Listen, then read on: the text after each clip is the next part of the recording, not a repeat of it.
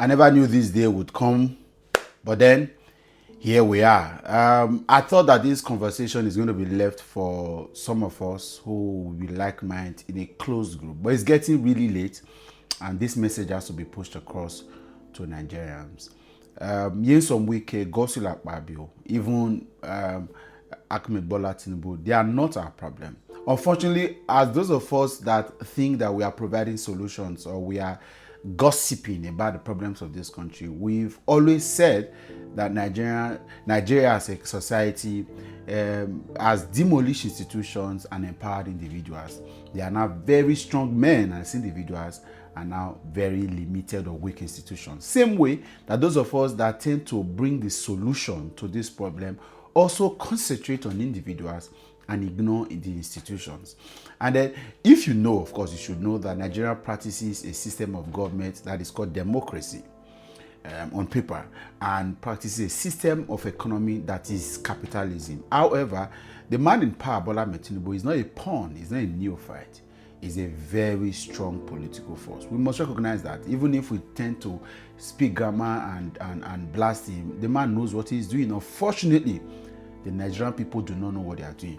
For the sake of emphasis, let's get a bit deeper into this conversation. Number one, Bola Tinubu is not practicing democracy as it were. A system of governance is called domination.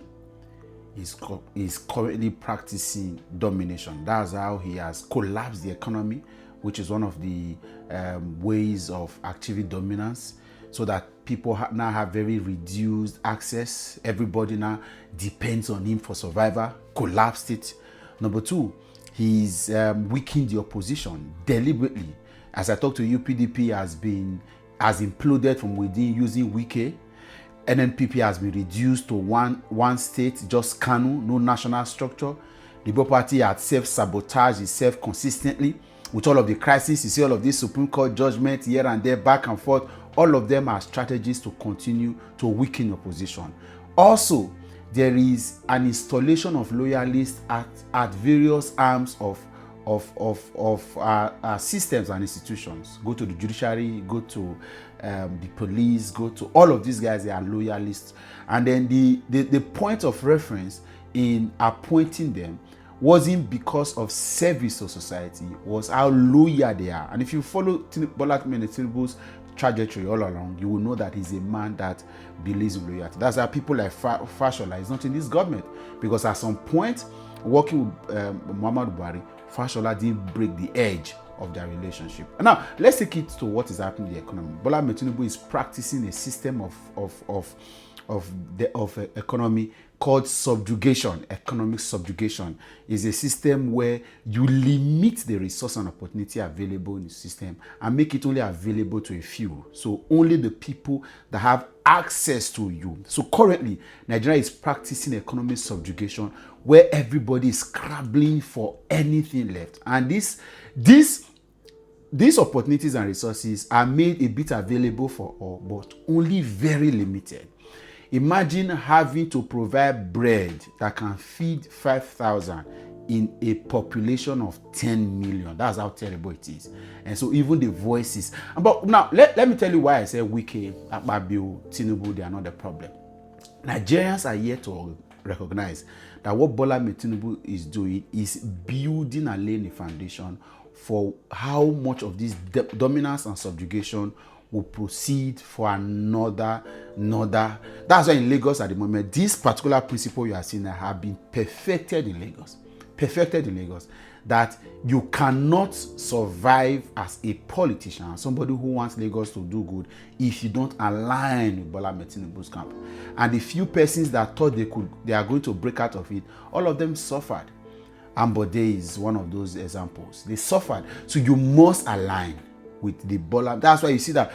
Look at the State House of Assembly crisis that happened a couple of weeks ago. You'll be shocked that even at that point, his word became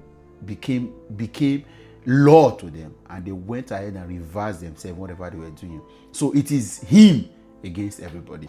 Unfortunately, the problem with us as a people is that we are waiting for 2027 to speak our mind. It will be too late. If we wait for 2027 before we speak our mind, before we go ahead and do what we are supposed to do as a people, it will be too late. And why do I think it is too late? Whatever we are doing now is to protect our democracy. This democracy may not be in the best form, but what we have been practicing that gave chance for people like Bola Tinubu, even when the sitting president did not fancy him to take over for him and he survived, is because there was a democracy before. In fact, the entrance of the APC into Aso Villa in 2015 was because there was a form of democracy that was loading and booting, and it was only diminished back after Buhari took power, but now it has been emptied since Tinubu took power. So now, what should Nigeria do to sustain this democracy? Number one, there is need for reviewed resistance to insist that we must have electoral reforms. Because the truth of the matter is that until we have electoral reforms, Bola Tinubu's stamp on this dominance and subjugation will thrive and will thrive effortlessly and conveniently. So Nigerians begin to renew our focus on electoral reforms. See, the problem is not with the parties.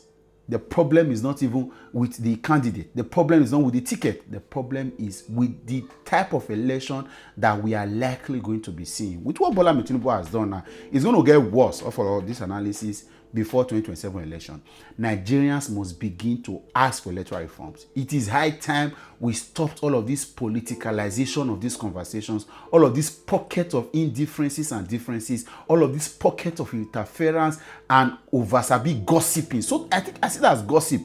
We are asking for too much. Can we all gather and put our eggs in one basket and request that there is a renewed electoral reform?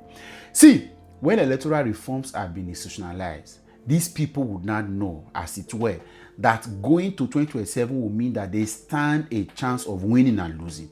They stand a 50-50 chance. A lot of these things you see now, a lot of these strongholds on our institutions, on our judiciary, will begin to losing. Then what do the people need to do next?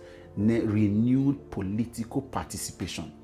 Beyond just voting, Nigerians need to begin to have civic actions. We need to go and begin to demand for every single capturing. Omo, for example, has been shouting about what is happening in the Nigerian police force. It seems he's the only person that is saying it, that a tenure of a man was elongated unceremoniously. As much as the sitting president has got the political will and got the power as enshrined in the constitution for him to do that, but why?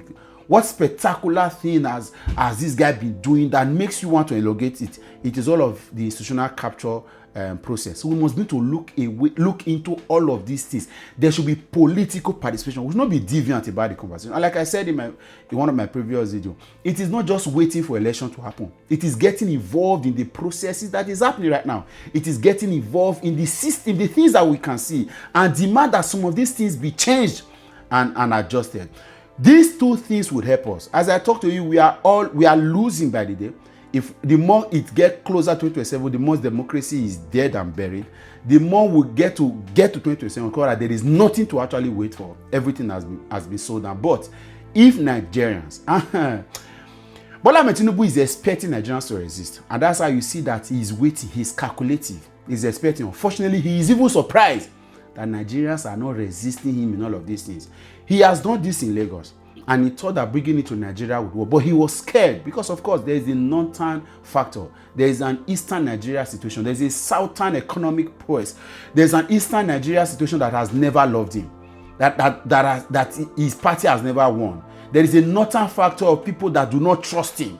There is a southern people with the economic. So how come he's even shocked that this spell has worked? And if we don't stop Tinubu now, and like I said, it is not about Tinubu, Wike Akpabio. It is about revisiting our democracy, realizing where we are, and going to forcefully get things done. Ignore all of these guys, because all of these guys are distractions. We are pushing too much force on them. We are making them.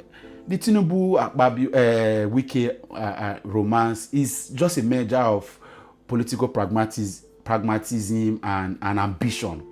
Tinubu wants dominance. Wike wants relevance. And two of them are able to connect on that platform as ambition. Unfortunately, the Nigerian people, we are sitting back, gossiping, cruising, and things are getting worse. Like I said, electoral reforms, renewed political participation. civic action and a lot more of effort to ensure that we restore whatever has been captured of our institutions, or else in 2027 there'll be no country, there'll be no democracy, and it will be done. Painful, but that's it.